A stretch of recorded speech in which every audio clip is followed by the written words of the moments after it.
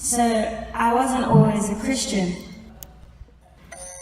and I went through a period in my life when acting was my God, and I really worshipped it. I really wanted to be successful. I would compare myself to my other friends. I would look at my past films and be hard on myself, and it was just really, really dark. On top of that, not being happy about myself and who I was, and I knew something was wrong.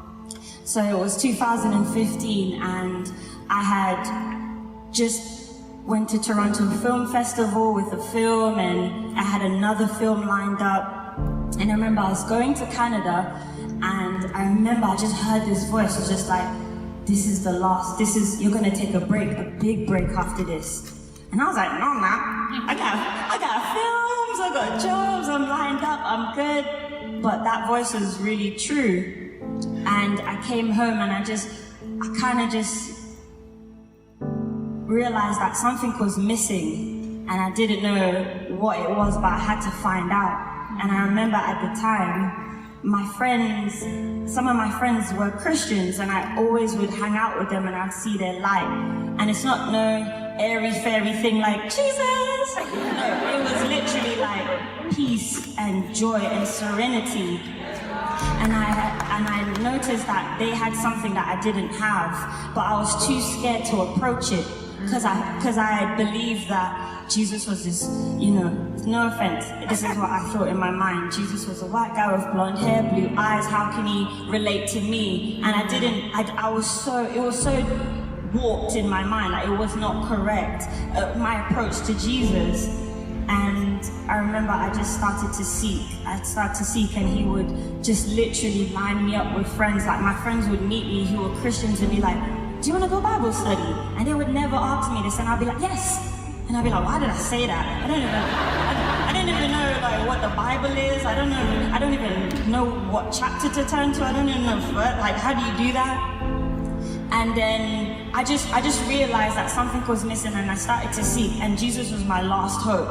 And I remember my friend called me, and one day I was in a dark room, literally, I had this pattern, because my depression was so deep, I had this pattern of putting myself in a dark room. And he called me, and he was on his way to South Africa, and he said, something's not right, and God told me to call you, and I burst out crying. And he was like, yeah, like something's not right, like I don't feel that you're in the right place. And I confessed, and I was like, I'm not happy and I don't know what to do. And he said to me, well, there's Jesus. And I was so honest, I was like, bro, how do I relate to this Jesus you talk of? Like, I don't think that's for me. And he was just like, at least try. He's like, I tried and he helped me. So he gave me, he said, I'm gonna give you Matthew 6:33. And then he said that I should seek first the kingdom and his righteousness. And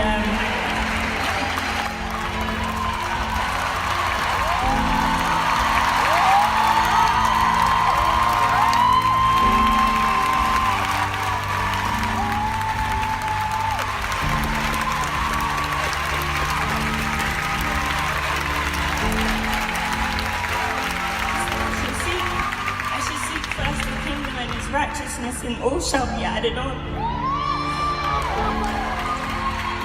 And I took it, and I turned off my phone. He went on his flight, and I said, Jesus, like, if you're real, then show me.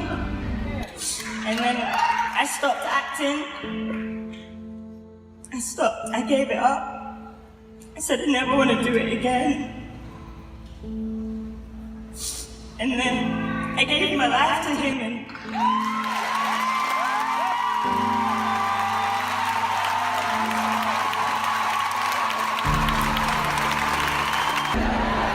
like I reflect and I just always cry, like I always cry about it. But I gave my life to him, and I told him in that room when I came off the phone, I said, I'm gonna give you a year, and he literally changed it in a month. Showed up, and I had all of these those amazing encounters and I gave my life to him. And I remember the night I gave my life to him, I literally felt like whatever spirits, like darkness was leaving me, and he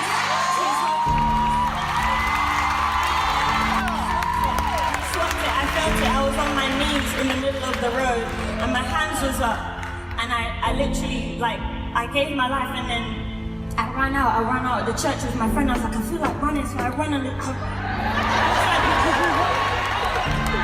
Like, literally, like, this thing just lifted up, and I literally screamed, and I felt this other thing, Holy Spirit.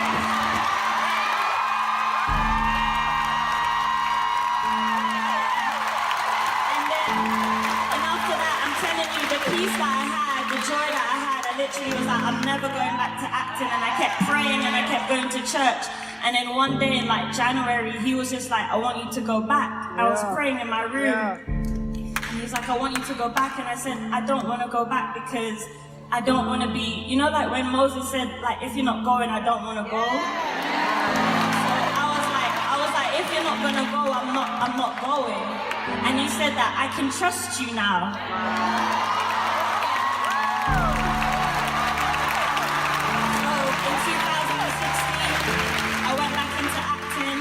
I called my agent and I was like, she's like, are you coming out of retirement? I was like, yeah. But I just trusted the Lord. I trusted the Lord. I trusted that he had my back and that I wasn't gonna leave him. I was gonna stay with him. So I stayed with him, and every single job from that point was amazing. I found myself working with Steven Spielberg. I found myself working with Liam Neeson, and I thought that was it. And I was so content. I promise you, I was so content. I was like, God, I'm ready to have Jesus time now, right? You know about the Jesus time. And after this, then I was on set finishing up a project in London, and this audition came for Black Panther. And I did it. And I did the audition, and then I forgot about it. And then every day after I sent the tape, he kept saying to me, pray about Black Panther. And I was like, why are you telling me to pray about this? Like, I did the tape, I've let it go, that's it, Lord. Like, I'm not gonna stress it. I'm not worshiping acting anymore. Like, it's cool. But he was just like, pray about it, please. And I was just like, and he was like, pray about it. And I prayed about it. I was like, all right, Lord, like, I give Black Panther to you. Like, I keep giving it to you, Lord. And then one day in praying, he revealed to me what he wanted to do, and he said, I'm gonna give you the role. And I said, Lord, I've not heard anything, like no one's called me back. He was just like, I'm gonna give you a couple signs. He said, someone's gonna call you to go to LA. And then he gave me like information about the contract. Wow. And then I was like, all right, Lord, like, whatever you're trying to do in it, like, cool. And then literally like a month later, my agent at the time called me and said, Black Panther, the team wants to see you in LA. Wow. And then he started to go through the details of the contract, and one of the signs came true. And then I went and met everybody. I left again. I was just like, God, if you don't want me to have it, it's okay. If this was like a little faith step thing, it's cool. It's cool. But then before I went to LA, he said to me, he said, I'm giving you the role of Shuri. So I was like, what? Like, I haven't even met Ryan, I haven't even met anyone yet. And he said, tell your agent that you've got the role. Don't get on the plane before you do. So I got the key to get you. So God was like telling me to speak it. So I'm in front of my agent right now, about to get on a plane to LA tomorrow without confirmation. And I said to him, I have to tell you something. And I'm like, the Lord told me that I'm coming off the plane with the role of Shuri in Black Panther. And he's like, so he sat there, he looked at me and he was just like, you got the role then? And he's just like, if God told you, then that's it.